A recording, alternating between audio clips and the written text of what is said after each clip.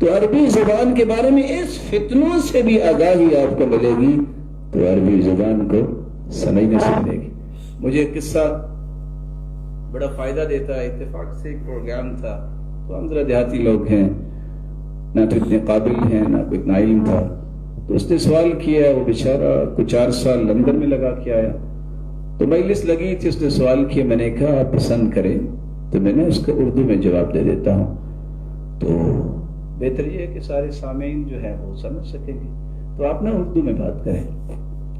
لیکن چونکہ اس کو خاصا خمار تھا انگلش بولنے کا، 1 مرتبہ 2 مرتبہ 3 مرتبہ اس کو ریکویسٹ کی لیکن نہیں سمجھ آئی. میں نے کہا خلاص ہاتھی ما عندک. کہتے جی کیا کہا آپ نے؟ میں نے کہا یہ اردو آ گیا آپ کو؟ آج جب اس نے جواب دیا میں نے بسم اللہ پڑھی اور عربی میں جواب دینا شروع کر دیا. کہتے جی یہ کیا؟ میں نے کہا پہلے کیا؟ بھی آپ کو اگر ہیضہ ہو گیا ہے تو آپ کا کیا خیال ہے کسی اور کو اور زبان آتی ہوگی؟ بھی آپ اگر انگلش پہ اتنا خمار ہے آپ عربی زبان بولے.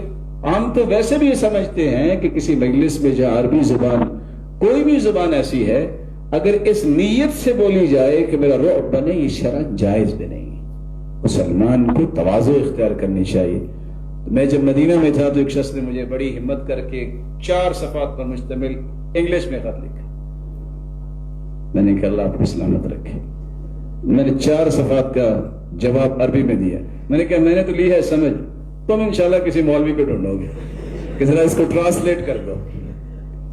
اور میں نے آخر میں وہ جملہ لکھ دیا کہ مولوی صاحب بھی ہر بندہ اس کا جو ہے وہ ترجمہ نہیں کرے گا. میں نے جب وہ شعر آخر میں لکھے نا وَضَّعَدَ بِاسْتِطَالَةٍ وَمَخْرَجِ مَيِّزْ مِنَ الضَّاءِ وَكُلُّهَا تَجِي فِي الضَّعْنِ ظِلِّ ظُهْرِ عُذْبِ الْحِفْظِ أَيْقِظْ وَعَنْدِرْ عَظْمِ ظَهْرِ اللَّفْظِ ظَاهِ اللَّوَى شُوَادُ كَبْرِ ظَلَمَ اُغْلُ الظَّلَامِ ظُفُرٍ انتظر ظَمَ. میں نے کہا پہلے تو یہ پڑھ کے سر درد ہوگی، انشاءاللہ پیراڈول کے بعد پھر آپ ڈھونڈیں گے قذافی کے پاس کوئی ہے ٹرانسلیٹر جو ٹرانسلیشن کر دیں. تو میں آپ سے کہوں گا کہ یہ فتنی باز ہیں زبان کے نام سے، آپ ان سے بھی بچ سکتے ہیں. اللہ تعالیٰ کروڑ رحمتوں سے نوازے منتظمین کو جنہوں نے یہ انیشیٹو لیا. اور میں تو دعا کرتا ہوں، ہماری تو تمنائیں ہیں کہ بہت جلد انشاءاللہ پنجاب